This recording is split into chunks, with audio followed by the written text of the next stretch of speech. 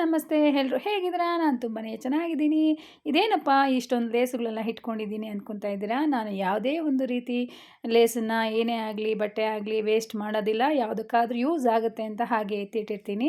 ನಾನು ಟೈಲರ್ ಆಗಿರೋದಕ್ಕೋಸ್ಕರ ಪ್ರತಿಯೊಂದು ಯಾವುದಕ್ಕೋ ಒಂದಕ್ಕೆ ಕ್ರಿಯೇಟಿವ್ ಆಗಿ ಯೂಸ್ ಮಾಡ್ಬೋದು ಅಂತ ಹಾಗೆ ಇಟ್ಟಿದ್ದೀನಿ. ಇವತ್ತು ಹಾಗೆ ಒಂದು ಬ್ಯಾಗನ್ನು ಪೊಟ್ಲಿ ಬ್ಯಾಗನ್ನು ಕ್ರಿಯೇಟ್ ಮಾಡೋದು ತೋರಿಸ್ತಾ ಇದ್ದೀನಿ. ಬನ್ನಿ, ಮೊದಲು ಅದಕ್ಕೆ ಬೇಕಾಗಿರುವಂಥ ವೆಲ್ವೆಟ್ ಕ್ಲಾತ್ನ ತೊಗೊಂಡಿದ್ದೀನಿ. ಹಾಗೆ ಕೆಲವೊಂದು ಲೇಸುಗಳನ್ನು ತೊಗೊಂಡಿದ್ದೀನಿ. ದೊಡ್ಡ ಲೇಸ್ ತೊಗೊಂಡಿದ್ದೀನಿ, ಚಿಕ್ಕ ಲೇಸುಗಳು ತೊಗೊಂಡಿದ್ದೀನಿ. ಈಗ ಮೇಯ್ನು ನಾನು ವೆಲ್ವೆಟ್ ಕ್ಲಾತ್ನ ಒಂದು ಅರ್ಧ ಮೀಟ್ರಷ್ಟು ತೊಗೊಂಡಿದ್ದೀನಿ. ಉದ್ದ ನಾನು 13 ಸೆಂಟಿಮೀಟರ್ ತೊಗೊಂಡಿದ್ದೀನಿ. ಹಾಗೆಲ್ಲ 24 ಸೆಂಟಿಮೀಟ್ರನ್ನ ತೊಗೊಂಡಿದ್ದೀನಿ, ಜಾಯಿಂಟು ಎಲ್ಲ ಸೇರಿಸ್ಕೊಂಡು. ಈಗ ನಾನು ಲೈನಿಂಗ್ ಕೂಡ ಸೇಮ್ ಕ್ಲಾತೇ ಪಾಲಿಸ್ಟರ್ ತೊಗೊಂಡಿದ್ದೀನಿ. ಈಗ ನೋಡಿ, ಅದಕ್ಕೆ ಮ್ಯಾಚಿಂಗ್ ಥ್ರೆಡನ್ನು ಹಾಕ್ಕೊಂಡು ಈ ಒಂದು ಎಡ್ಜ್ಗೆ ನಾನು ಲೇಸ್ನ ಅಟ್ಯಾಚ್ ಮಾಡ್ಕೊತಾ ಇದ್ದೀನಿ. ಒಂದು ಜಾಯಿನ್ಗೆ ಒಂದು 1/2 ಸೆಂಟಿಮೀಟರಷ್ಟು ಬಿಟ್ಟು ದೊಡ್ಡ ಲೇಸ್ನ ಕೆಳಗಡೆ ಬರೋ ಥರ ಹಾಕ್ಕೋತಾ ಇದ್ದೀನಿ. ಒಂದು 2 ಸ್ಟಿಚ್ ಹಾಕ್ಕೊತಾ ಇದ್ದೀನಿ. ಮೇಲೆ ಒಂದು ಕೆಳಗಡೆ ಒಂದು 2 ಸ್ಟಿಚ್ಚು, ಮೇಲ್ಗಡೆ ಒಂದು 2 ಸ್ಟಿಚ್ಚು ಎಕ್ಸ್ಟ್ರಾ ಇರೋವಂಥ ಲೇಸ್ನ ಕಟ್ ಮಾಡಿಬಿಡ್ತಾ ಇದ್ದೀನಿ. ಇದು ಕುಂದನ್ಸ್ ಎಲ್ಲನೂ ಬಂದಿದೆ, ನೋಡಿಕೊಂಡು ಸ್ಟಿಚ್ ಮಾಡಬೇಕು. ಇಲ್ಲ ಅಂತಂದರೆ ನೀಡಲ್ಲು ಡ್ಯಾಮೇಜ್ ಆಗುತ್ತೆ. ಒಂದು ನೀಡಲ್ ಬಂದು 15 ರುಪೀಸ್ ಆಗುತ್ತೆ. ಅದಕ್ಕೋಸ್ಕರ ನಾವು ಅಲರ್ಟಾಗಿ ನೋಡಿಕೊಂಡು ಸ್ಟಿಚ್ ಮಾಡಬೇಕು. ಈಗ ನಾನು ಮೇಯ್ನು ಫ್ಯಾಬ್ರಿಕ್ನ ಹಾಕ್ಕೊಂಡು ಅದ್ರ ಮೇಲೆ ಇದು ಲೈನಿಂಗ್ನ ಹಾಕ್ಕೊಂಡು ಸ್ಟಿಚ್ ಮಾಡ್ತಾಯಿದ್ದೀನಿ. ಮೇಲೆ 2 ಇಂಚಷ್ಟು ಸ್ಟಿಚ್ ಮಾಡ್ಕೊಂಡಾದ ಮೇಲೆ ಗ್ಯಾಪ್ ಬಿಡ್ತಾಯಿದ್ದೀನಿ. ಯಾಕೆ ಅಂತಂದರೆ ಥ್ರೆಡ್ ಹಾಕಬೇಕಾಗತ್ತೆ ನಾವು ನಾಟ್ ಹಾಕೋದಕ್ಕೆ. ಅದಕ್ಕೋಸ್ಕರ ಒಂದು 1/2 ಸೆಂಟಿಮೀಟರ ಗ್ಯಾಪ್ ಬಿಟ್ಟು ಮತ್ತೆ ರಫ್ ಮಾಡಿಕೊಂಡು ಸ್ಟಿಚ್ ಹಾಕ್ಕೊತಾ ಇದ್ದೀನಿ. ರಫ್ ಮಾಡೋದ್ರಿಂದ ಹೊಲಿಗೆ ಬಿಚ್ಚೋಗೋದಿಲ್ಲ, ನೀಟಾಗಿ ಕೂತ್ಕೊಳ್ಳುತ್ತೆ, ಅಷ್ಟು ಬೇಗ ಬಿಚ್ಚೋದಿಲ್ಲ. ಅದಕ್ಕೋಸ್ಕರ ನಾವು ಯಾವುದೇ ಸ್ಟಿಚ್ ಹಾಕಲಿ ಒಂದು ಸಲ ರಫ್ ಮಾಡಿಬಿಟ್ರೆ ಬಿಚ್ಚೋಗೋದಿಲ್ಲ. ಈಗ ನಾನು ಎಕ್ಸ್ಟ್ರಾ ಇರೋವಂಥ ಕ್ಲಾತ್ನ ವೇಸ್ಟ್ ಕ್ಲಾತ್ನ ಕಟ್ ಮಾಡ್ಕೊತಾ ಇದ್ದೀನಿ, ಮೆಸ್ಸಿಯಾಗಿರಲೇ ಇರಲಿ, ನೀಟಾಗಿ ಬರಲಿ ಅಂತ. ಈಗ ಈ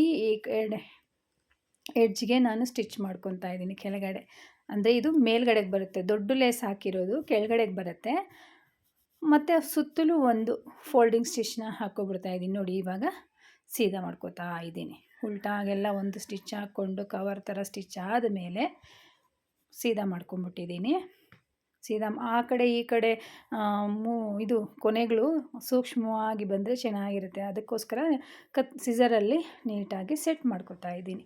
ಈಗ ಇನ್ನೂ ಸ್ವಲ್ಪ ನೀಟಾಗಿ ಫಿನಿಶಿಂಗ್ ಬರಲಿ ಅಂತೇಳ್ಬಿಟ್ಟು ಈ ಮೇಯ್ನ್ ಫ್ಯಾಬ್ರಿಕ್ ಮೇಲೆ ವೆಲ್ವೆಟ್ ಕ್ಲಾತ್ ಮೇಲೆ ನಾನು ಒಂದು ಸ್ಟಿಚ್ ಹಾಕ್ಕೋತಾ ಇದ್ದೀನಿ, ಸುತ್ತು ಒಂದು ರೌಂಡಾಗಿ.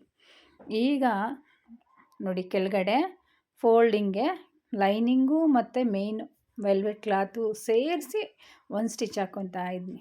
ಈಗ ಎಲ್ಲೂ ಅಷ್ಟೇ ವೇಸ್ಟು ನಮಗೆ ಕಾಣೋದೇ ಇಲ್ಲ, ನೀಟಾಗಿ ಫಿನಿಶಿಂಗ್ ಕೊಡ್ಬೋದು. ಅದಕ್ಕೋಸ್ಕರ ಒಂದು ಸ್ಟಿಚ್ ಹಾಕ್ಕೊಂಡು ಫೋಲ್ಡ್ ಮಾಡ್ಕೊಂಬಿಡ್ತಾ ಇದ್ದೀನಿ.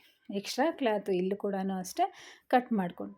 ಈಗ ಮೇಲ್ಗಡೆ 2 ಇಂಚಷ್ಟು ನಾವು ಗ್ಯಾಪ್ ಬಿಟ್ಟಿದ್ದೀವಲ್ಲ, ಅಲ್ಲಿ ಪ್ಲೇನಾಗಿಲ್ಲದೆ ಇರಲಿ, ಸ್ವಲ್ಪ ಚೆನ್ನಾಗಿ ಕಾಣಿಸ್ಲಿ, ಎಕ್ಸ್ಟ್ರಾ ಲುಕ್ಕು ಕೊಡೋಣ ಅಂತೇಳ್ಬಿಟ್ಟು ಒಂದು ಸಣ್ಣ ಲೇಸನ್ನು ಅಟ್ಯಾಚ್ ಮಾಡ್ತಾಯಿದ್ದೀನಿ. ಈ ಕಡೆ ಒಂದು ಅರ್ಧ ಮೀಟ್ರ್ ಆದರೆ ಸಾಕು, 1 ಮೀಟ್ರಷ್ಟು ತೊಗೊಂಡಿದ್ದೀನಿ, ಹಾಕ್ಕೋತಾ ಇದ್ದೀನಿ. ಈ ಸೆಂಟ್ರಲ್ಲೇ ನಾವು ಕಟ್ಟೋ ಥ್ರೆಡ್ ಬರುತ್ತೆ ನೋಡಿ, ಎರಡೂ ಜಾಯಿನ್ ಮಾಡ್ಕೊಂಡಿದ್ದೀನಿ. ಈ ಸೆಂಟ್ರ್ ಗ್ಯಾಪಲ್ಲೇ ಕಟ್ಟೋದಕ್ಕೆ ನಾನು ಥ್ರೆಡನ್ನು ಹಾಕ್ಕೋತೀನಿ. ಯಾವ ಥ್ರೆಡ್ ಅಂದರೆ ನಾವು ಬ್ಲೌಸಸ್ಗೆಲ್ಲನೂ ಯೂಸ್ ಮಾಡ್ತೀವಲ್ವ, ಅದೇ ಥ್ರೆಡ್ಡೆ. 5 ರೂಪಾಯಿ ಏನೋ ಅದು ಮೀಟರು. ಹೋಲ್ಸೇಲಾಗಿ ತೊಗೊಂಡ್ರೆ ಕಡಿಮೆ ಬೀಳುತ್ತೆ, ಮೀಟರ್ ಪ್ರಕಾರ ತೊಗೊಂಡ್ರೆ 5 ರೂಪಾಯಿ ಬೀಳುತ್ತೆ. ನೋಡಿ, ಇವಾಗ ಫುಲ್ ಫಿನಿಶಿಂಗೆ ಅಂತಂದರೆ ಫುಲ್ ಜಾಯಿಂಟ್ ಮಾಡ್ತಾಯಿದ್ದೀನಿ.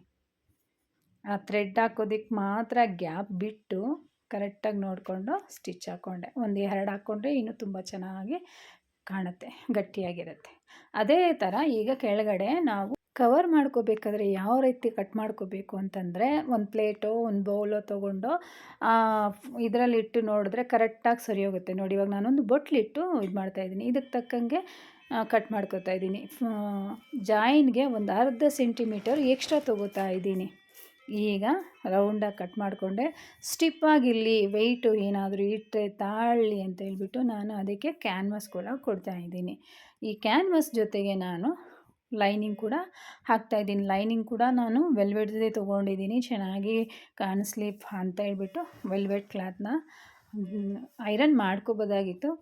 ಐರನ್ ಎಲ್ಲ ಲೇಟ್ ಆಗುತ್ತೆ ಅಂತ ಹೇಳ್ಬಿಟ್ಟು ಮೈನ್ ಫ್ಯಾಬ್ರಿಕ್ಕು ಮತ್ತು ಲೈನಿಂಗು ಈ ಪೇಪರ್ ಕ್ಯಾನ್ವಾಸ್ನ ಇಟ್ಟು ಅದು ಆ ಕಡೆ ಈ ಕಡೆ ಹೋಗದೆ ಇರಲಿ ಅಂತ ಸ್ಟಿಚ್ ಮಾಡ್ಕೊತಾ ಇದ್ದೀನಿ. ಈಗ ಇದುವರೆಗೂ ನಾವು ರೆಡಿ ಮಾಡ್ಕೊಂಡಿರೋ ಅಂಥ ಬ್ಯಾಗ್ನ ಅಟ್ಯಾಚ್ ಮಾಡಿಕೊಂಡು ಚೆನ್ನಾಗಿ ಸೆಟ್ ಮಾಡಿಕೊಂಡು ಸ್ಟಿಚ್ ಹಾಕ್ತಾ ಇದ್ದೀನಿ. ಒಂದು ಕಡೆ ಕರೆಕ್ಟಾಗಿ ನಾವು ಕಟ್ ಮಾಡ್ಕೊಂಡಿದ್ದೀವಿ ಅಂತಂದರೆ ಅಟ್ಯಾಚ್ ಮಾಡ್ತಾಯಿದ್ರೆ ಆಟೋಮೆಟಿಕ್ಕಾಗಿ ಅದು ಫಿನಿಶಿಂಗ್ ಬಂದುಬಿಡತ್ತೆ. ಈಗ ನೋಡಿ ಗ್ಯಾಪಲ್ಲಿ ನಾನು ಥ್ರೆಡ್ ಕಟ್ಟೋದಕ್ಕೆ ಥ್ರೆಡ್ ಸೇರಿಸ್ತಾ ಇದ್ದೀನಿ. ಒಂದು ಪಿನ್ ತೊಗೊಂಡು ಅದರ ಹೆಲ್ಪ್ ತೊಗೊಂಡು ಸೇರಿಸಿ ಹೇಳ್ಕೊತಾ ಇದ್ದೀನಿ. ಇದಕ್ಕೆ ಒಂದು ಮೀಟ್ರ್ ಆದರೆ ಸಾಕು. ಎಲ್ಲ ಇದಕ್ಕೆ ಟೋಟಲ್ ಒಂದು 50 ರೂಪಾಯಿ ಖರ್ಚು ಅನ್ಕೋತೀನಿ ಅಷ್ಟೇ.